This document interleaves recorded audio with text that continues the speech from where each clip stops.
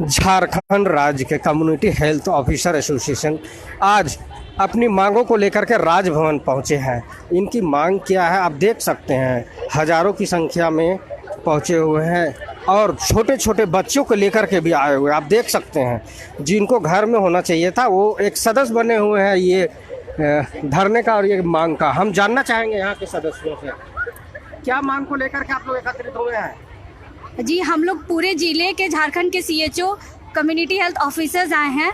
हमारे मुख्य 7 मांगे हैं, जिसमें पहला मांग है पद को सृजन करना, दूसरा मांग है नियमितीकरण, तीसरा मानदेय और प्रोत्साहन राशि को जोड़ना और चौथा है स्थानांतरण, पांचवा है अतिरिक्त प्रभार। तो ये सारी बातें को हम चाहते हैं सरकार हमारी इन बातों को गौर करे। कितने दिनों से आप लोग कार्यरत हैं? हमारा कार्यरत लगभग जो सबसे फर्स्ट बैच है उनका 5 इयर्स प्लस हो चुका है। ठीक है, बाकी सबके अपने अनुसार एवरी 6 मंथ हमारा बैचेस सीएचओ का बैचेस निकलते जा रहा है। लेकिन हमारे इतने दिन के बाद भी हम ये लगातार अपना जो विरोध 3 दिन से जारी कर रहे हैं, बट हमारा अभी तक किसी तरह का कोई सुनवाई नहीं हुआ है। 3 दिन का विरोध आपका कहाँ किए आप लोग? हम लोग पहला दिन सचिवालय में किए, दूसरे दिन स्वास्थ्य मंत्री जी के वहाँ किए और आज तीसरा दिन ये राजभवन के पास है। तो 3 दिन में आपसे क्या वार्ता हुई सरकार से? अभी तक किसी तरह का सफल वार्ता नहीं हुआ है, लेकिन आज हमारे जो भी अध्यक्ष महोदय हैं उनको बुलाया गया है सचिवालय। आज कहा गया है कि हाँ आपसे वार्ता की जाएगी, आपके जो भी मांगों हैं उनको लेकर। परिचय दीजिए अपना। मैं कम्युनिटी हेल्थ ऑफिसर हजारीबाग। क्या कहना चाहेंगे?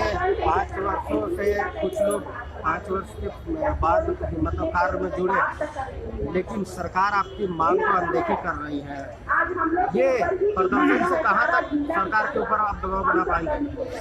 हम कहना चाहेंगे कि हम सब लोग गांव में मैंने बहुत लास्ट ऐसा जगह है जहां पर कोई पहुंच नहीं पाता है, वहां हम लोग स्वास्थ्य का सुविधा प्रोवाइड कर रहे हैं। HWC में रह के हम लोग सुविधा दे रहे हैं, फिर भी सरकार हम लोग को अनदेखी कर रही है। हमारी जो सैलरी और इंसेंटिव मर्ज करना चाहिए वो अलग अलग दिया जाता है, एक साथ नहीं देने के कारण बहुत सारा प्रॉब्लम हम लोग को हो रहा है। और ऐसे में स्वास्थ्य सुविधा अगर बोला जाए जो अंतिम व्यक्ति तक आप लोग दे रहे हैं, हाँ, इस प्रकार प्रदर्शन से लोगों को स्वास्थ्य व्यवस्था में कहीं ना कहीं कमी आ रही है। जैसे हम इस सेंटर में 24 आवर सेंटर में रहते हैं और वहाँ डिलीवरी पेशेंट भी आता है, हम 24 आवर सर्विस देते हैं, इमरजेंसी सर्विसेज भी दे रहे हैं। इसके बावजूद अभी हम लोग को 2 सेंटर लेने के लिए बोला जा रहा है। जैसे अभी मेरा 10,000 पॉपुलेशन अभी है, हम लोग को 5,000 पॉपुलेशन में 3 से 5,000 पॉपुलेशन में काम करने के लिए बोला गया था, लेकिन अभी हम लोग को ज़्यादा, किसी का 20,000 है, किसी का 25,000, किसी का 30,000 भी है। तो ऐसे में हम लोग का प्रोत्साहन राशि नहीं मिल पाता है। जो हम लोग काम करते हैं 24 घंटा, फिर भी हम लोग को जो मिलना चाहिए वो नहीं मिलता है, तो जिसके कारण हम लोग को बहुत परेशानी उठानी पड़ रही है। तो आप लोग तो मांग कर रहे हैं पद सृजन का। हाँ, पद सृजन के लिए भी हम लोग मांग कर रहे हैं, क्योंकि हम लोग का सीएचओ कौन है पता भी नहीं चलता है लोगों को। इसी के लिए और ऑर्डर भी आ गया, इसका सेंट्रल गवर्नमेंट से हम लोग को ऑर्डर भी आया हुआ है। इसका पद सृजन करना है, नियमितीकरण करना है। इसके लिए आप लोग को जो ली गई थी, बहाली ली गई थी जो जिस समय शुरुआत हुई, यस, किस बेसिस पे ली गई थी? कॉन्ट्रैक्ट बेसिस पे ही लिया गया था हम लोगों को। कोई एजेंसी के द्वारा लिया गया था कि नहीं, NHM के थ्रू से हम लोग का बहाली हुआ है। उस समय क्या वार्ता हुई थी मानदेय से संबंधित?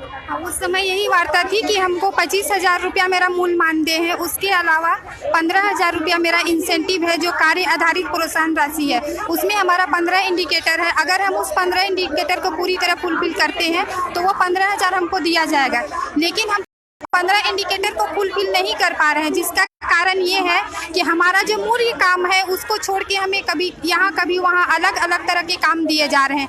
हम 2 दिन सेंटर में रहते हैं और 4 दिन कभी CHC में रहते हैं, कभी DH में रहते हैं, कभी कहाँ भेज दिया जाता है।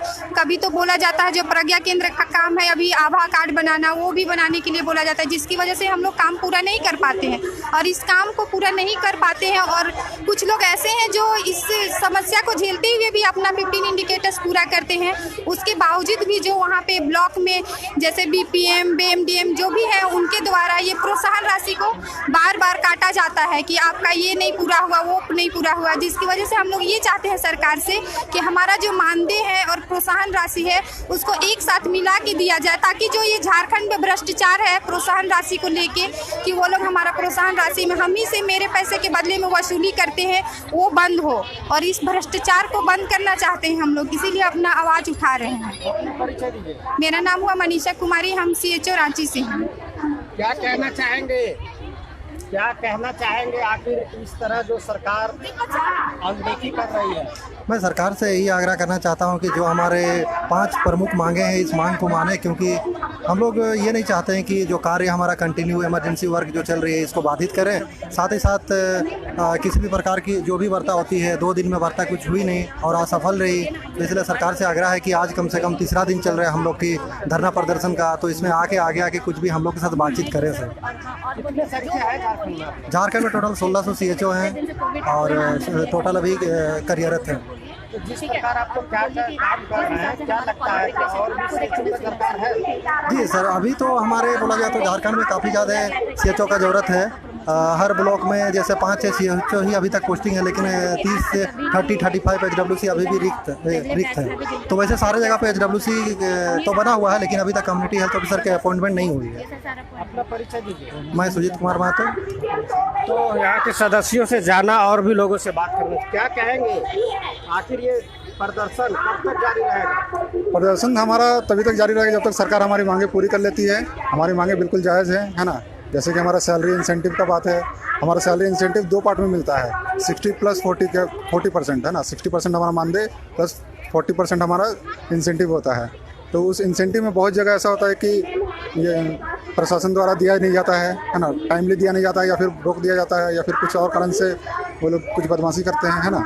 तो इस चीज़ के लिए हम लोग हमारा ये सब मेन मुद्दा है कि स्थायी हमारा जॉब जो हमारा है उसको परमानेंट किया जाए और हमारा मांग पत्र के हिसाब से हमारा इंसेंटिव सैलरी मर्ज कर दिया जाए, ताकि हम लोग को और भी दूसरे जो काम कराए जाते हैं उसके कारण हमारा इंसेंटिव का पैसा रुके ना। और बहुत सारा हमारे जो CHO भाई बहन लोग हैं वो लोग क्या है कि बहुत दूसरे अपने घर छोड़ के दूसरे जिलों में बहुत दूर जगह में काम कर रहे हैं, तो उनका अगर अपने गृह जिला में अगर उनका स्थानांतरण हो जाता है तो ये बहुत अच्छी बात है, ताकि वो लोग अपने फैमिली को भी रह सकते हैं, फैमिली के साथ रह सकते हैं और काम को भी अच्छे से कर सकते हैं बिना डरे बिना झिके। उनको एक सेफ्टी का फीलिंग होगा, इसीलिए बहुत चीज़ें ऐसी हैं जो हमारी मांगे हैं। धन्यवाद।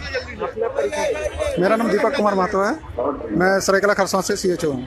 तो यहाँ के सदस्यों से मैंने जाना इनकी मांग को लेकर के, और इस तरह की खबरों के लिए बने रहें जोहार, नमस्कार।